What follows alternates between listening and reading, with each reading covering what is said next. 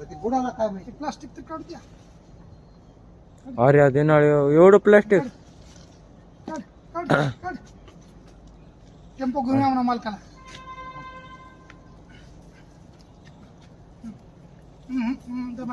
हा. कसं थोडं थोडं ताकदीचं नाही डोक्याचं होतं. ताकद नाही जमत. पोट फुगून मरायचं पाहिलं. हे वाचण्याच हे गणिमत आहे. एखादा असं वाटलं. इन्फेक्शन तो नको तो सोड.